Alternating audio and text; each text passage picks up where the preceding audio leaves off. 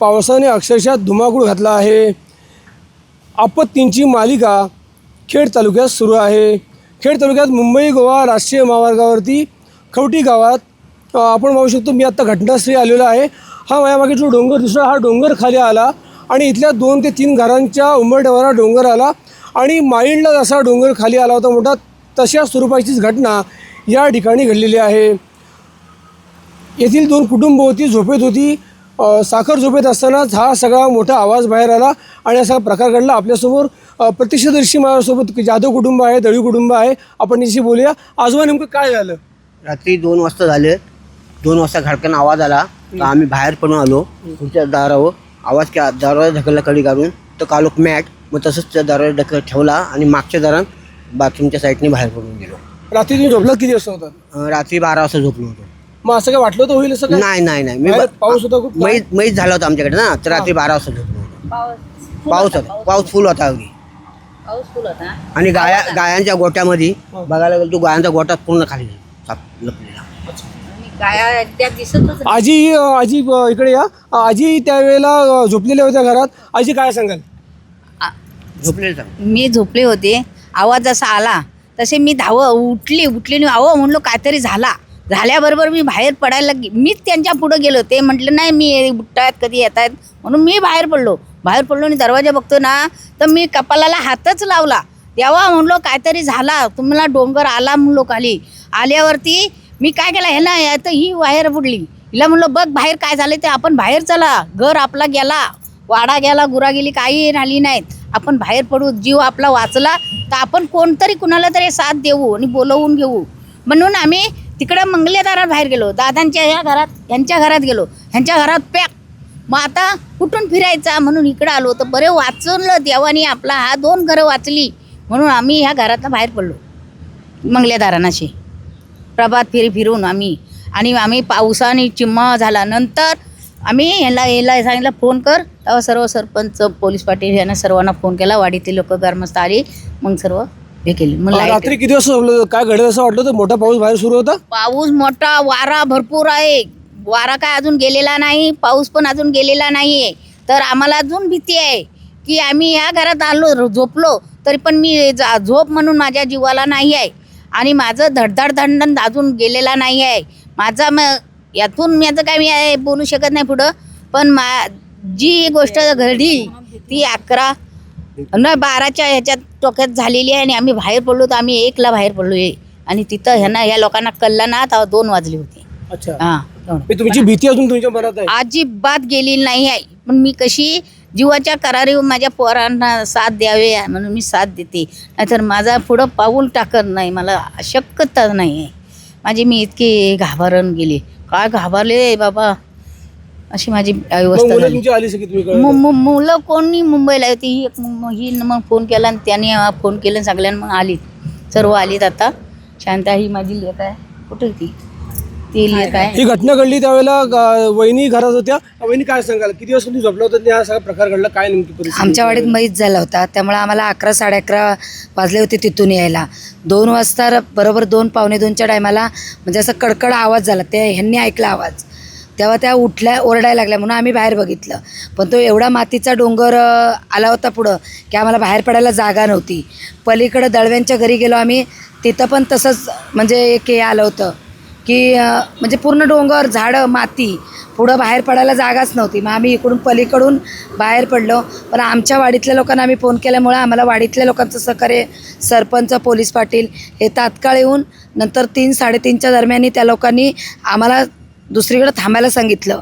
आम्हाला तुम्ही इथं थांबू नका, कारण जे झालं होतं ते बघून तर आमची मानसिकता नव्हती की आम्ही स्वतःला आम्हाला विश्वास नव्हता की आम्ही जगून उभे आहोत की नाही। ते एवढा प्रकार भयंकर झाला होता, त्यामुळे ह्या लोकांनी नंतर आम्हाला आमच्या वाडीतल्या लोकांनी साईडला हलवलं आणि त्याच्यानंतर मग बांध वगैरे तोडून गुरं वगैरे आमची काढली. किती गुरं होती, किती माणसं एकूण तुम्ही घरात दोन घरं होती? आम्ही घरामध्ये 3 जण होतो. गुरं 2 गायी होत्या आणि 2 वासरं होती. एकूण माणसं किती होतात? 4-5 माणसं होती तुम्ही घरात दोन्ही घरा मिळून? नाही, आमच्या दोन्ही घरा मिळून 4-5 जण होतो, पण आमच्या घरी तर आम्ही 3 जण होतो. रात्री किती वाजता झोपलं होतं? असं काही बाहेर पाऊस होता, वारा होता, असं वारा काही वादळ घडेल असं चालूच वाटलं होतं का? वारा वादूळ चालूच होता, पण असं आम्हाला वास्तविकता वाटलं नव्हतं की आमच्या घरावरच ही गोष्ट घडू शकते. पण आता कशी घडली, काय घडली ती काय माहीत नाही. या सगळ्यांनी अगदी हा डोंगर मी अक्षरशः मृत्यूदारात आलेला होता, पण तो सुदैवाने दैव बलवत्तर म्हणून सगळी मंडळी बचावली. काय सांगाल, हा सगळा प्रकार तुमच्या गावात घडलाय, कशामुळे घडलेला असा अंदाज काय? झाडतोडी झाली असं म्हणतात. झाड तोडीमुळे पण झाली, बाकी काय सांगता येणार किती नाही. दिवस झाडतोडी सुरू होती? झाडतोडी येतं तर आधी पावसाच्या आधी झालेली हां, झाडतोडी, अच्छा. त्याच्यामुळे झाले सांगू शकत नाही. काय सांगाल, हा सगळा प्रकार तुमच्या गावात पहिल्यांदाच घडलाय? पुढे या. गावात पहिल्यांदाच घडलंय, पण झाडतोडी हे भरपूर वर्ष होते. आणि पण या डोंगरावर झाडतोडी सुरू होती? या डोंगरात झाडतोडी झालेली आहे, ते साईडला दिसतंय ना तोडलेलं एवढं. आता त्यांनी एवढं काय, आता ह्याच्या साईडचं सर्व डोंगर झाडतोडीने हे केलं होतं, पण कधी असं उत्खनन झालं नव्हतं. हे कसं झालं काय आता माहित नाही. आजी, हा सगळा प्रकार तुमच्या आयुष्यात तुम्ही पहिल्यांदा बघितला, कशामुळे झाला असं वाटतं आता तुम्हाला? हे आपल्याला निसर्गाच्या ह्यानी झालेलं आहे असल, हे असं आम्हाला वाटतं, पण असा कधी झालेला नाही. मी लहानाची वृक्षतोड होती, तुम्ही शेतकरी आहात, वृक्षतोड झालेली असल्यामुळे असं एक प्राथमिक अंदाज व्यक्त केला होता. अजून काय निष्कर्ष काढलेला नाही? कधीच झालेला काय नाही. सांगाल? असं त्याच्यामुळे घडलं असेल? नाही. आता काय एवढं आपल्याला माहिती नाही, पण हे पावसामुळे सर्व झालेल्या आहे गोष्टी. पावसामुळे पाण्याचं काय सांगाल? कसं आहे सर, आता आम्ही काल आलो इथे, बघितलं घरची परिस्थिती पूर्ण की तुम्ही मुंबईला असता? नाही, मी चिपळूणला असते. माझं माहेर आहे इथे हे, आणि मला सकाळी 7ला समजलं की असं असं झालं आहे. त्याच दिवशी मी निघून आले इथे, बघितलं घरची इथली परिस्थिती, तर अक्षरशः म्हणजे माझे वडील मुंबईला असतात, येऊन जाऊनच असतात ते, पण त्यावेळी नव्हते, हे मेन महत्त्वाचं. कारण माझे आईवडील दोघंच असतात इथे, तर ह्या कार्यक्रम होता त्यामुळे ते मुंबईला होते. असं मग ते समजलं म्हणून मी इथे आले. इथे येऊन बघते तर घरामध्ये पाठवून आम्ही गेलेलो घराच्या पाठवून, तर पूर्ण म्हणजे आतमध्ये शिरायला पण जागा नाही. म्हणजे सगळं एवढं सभामंडप वगैरे एवढं हे केलं की अक्षरशः म्हणजे घशाखाली जेवणसुद्धा जाईना. ही परिस्थिती बघून की म्हणजे तेव्हा जेव्हा घडलं त्यावेळी काय झालं शहर लोकांचं, हेच वाटतं. मग टेन्शन आलं खूपच. मॅडम, एकंदर प्राथमिक जो अंदाज आहे तो हा सगळा प्रकार आहे की वृक्षतोडीमुळे घडला असावा, असा प्राथमिक प्रथम दृष्टीने दिसतंय. नेमकं कशामुळे घडलं आपण आता म्हणू शकत नाही. या सगळ्यात सरपंच म्हणून तुमची भूमिका काय? तुम्ही प्रत्यक्षदर्शी होता, घडल्यानंतर ती घटना आला होता. प्राथमिक अंदाज जरी असा लावण्यात आला असेल की वृक्षतोडीमुळे, पण दुर्दैवाची गोष्ट अशी आहे की माझ्या निदर्शनास खरंच ते आलेलं नाही आहे की तिथे वृक्षतोड झाली. जर तसं काही निदर्शनास आलं होत असतं तर आपण हे असं की लोक चुलीसाठी असतात किंवा व्यवसायासाठी पण काही वृक्षतोडी होतात, पण असं कुठलंही हे वाटलं नव्हतं किंवा पाहण्यात आलं नाही की वृक्षतोड चालली आहे तिथे. नक्कीच वृक्षतोड जर आम्ही पाहिली असती तर तिथे काहीतरी हे केलं असतं. असं नाही की पुढे ही घटना होणार आहे म्हणून, पण ठीक आहे तुम्ही परवानग्या दाखवा वगैरे, ह्या गोष्टी आम्ही प्रत्येक ठिकाणी ते करत असतो. अगदी रोड टचला जरी चर मारत असतील तरी आम्ही त्यांच्या तपासण्या करत असतो, पण तसं कुठे आढळलं नव्हतं.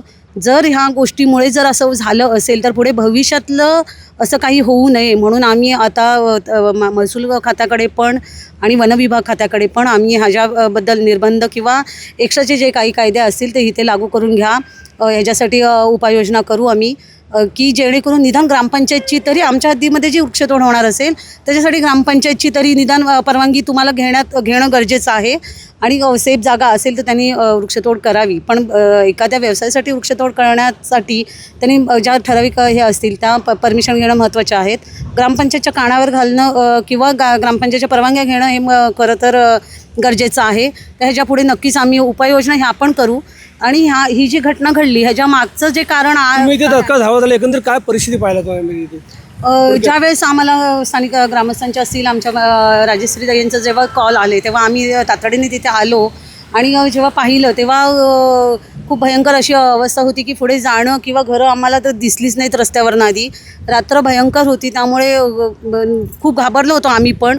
एक गावकरी आमच्यातलीच आमचे जे नातेसंबंधातली लोकं आहेत ही, आणि ह्यांच्यावरती जो हा भयंकर प्रसंग ओढवला त्यामुळे सगळे आम्ही अक्षरशः हादरून गेलो होतो. पण खंबीरपणे त्यांना साथ देऊन त्यांना आमचे पोलीस पाटील असतील, आमचे उपसरपंच असतील, त्यांनी सुरक्षित स्थळी आधीच हे केलं, बाहेर काढले बाहेर काढलं होतं. आणि जे काही जनावरं गुरं वगैरे अडकली होती याच्यामध्ये, ते सकाळी मला वाटतं 3:30-4 वाजेपर्यंत त्यांना पण ती बघा तिथे कौलं दिसतं, त्या कौलां काढून त्यातून आतमध्ये घुसून मग बाहेरून त्यांना ते काढलं, जनावरं बाहेर काढलं. रविवारी म्हणतो तरी 1:30-2च्या सुमारास हा प्रकार घडला. हो, 2च्या सुमारास 1:30-2च्या सुमारास हा प्रकार घडला. आम्हाला लगेच त्यांनी कॉल करून अर्ध्या तासात आम्ही अर्ध्या पाऊण तासात आम्ही सगळे आलो. पोलीस पाटील आमचे तेव्हापासून हे सगळे सरपंच, ग्रामस्थ, पोलीस पाटील सगळे घटनास्थळावर तळ डुकून आहेत. आपल्याला काही गुराखी जाता एक काका आपण त्यांना विचार घ्या. काय नेमकं कशामुळे घडलं थोडक्यात सांगा. ही सगळी घटना गावात पहिल्यांदा घडली, काय तुमचा अनुभव काय सांगतो? काय सांगता येत नाही, पण सध्या तर मी वर्षाच्या 12 महिने जिकडे जातं, शेती इकडे आहे, घर तिकडे आहे, पण ते काय सांगता येत नाही. डोंगरावर कधी गुरुवेर चढवायला कधी जायचं का? त्या हा पडला तर डोंगरावर कधी गुरुवेर कधी चढवायला जायचं पूर्वी का? ते आता 4-5 वर्ष काय नाही घेतला. अच्छा. पूर्वीच्या काळामध्ये फिरायचं रानामध्ये, आता काय तेवढं काय येत नाही. पण हे झालेलं काय ते देवाच्या मना काय कुणाच्या असू दे काय सांगता येत नाही. आपण पाहिलं की सगळी ग्रामस्थ घाबरलेली होती आणि हा सगळा जो प्रकार आहे तो अत्यंत भयानक आहे. आमच्या गावात ही पहिल्यांदाच घटना घडलेली आहे. सगळ्या प्रत्यक्षदर्शी जे आहेत ते त्यांच्या मनात आजही भीती कायम आहे. ती काल रात्री आठवली की त्यांना आजही झोप लागत नाही. गुरेही त्यांची घाबरलेली असे त्यांनी सांगितलं. सरपंच मॅडमने सांगितलेलं आहे की यापुढे ग्रामपंचायतीची परवानगी असेल ती घ्यावी, अशा स्वरूपाचं पत्र महसूल आणि वन विभागाला आम्ही देणार आहोत, अशी भूमिका त्यांनी मांडलेली आहे. पालकमंत्री उदय सामंत यांनी या सगळ्या प्रकाराची आम्ही चौकशी करू आणि लँडस्लाईड झालेला आहे या सगळ्या कारणांचा पाठपुरावा आम्ही नक्कीच करू, अशा स्वरूपाची प्रतिक्रिया काही वेळापूर्वी उदय सामंत यांनी या गावात आणि या कुटुंबाला भेट दिली त्यावेळेला व्यक्त केलेली आहे. प्रसाद नारडे, महाराष्ट्र टाइम्स ऑनलाईन, रत्नागिरी.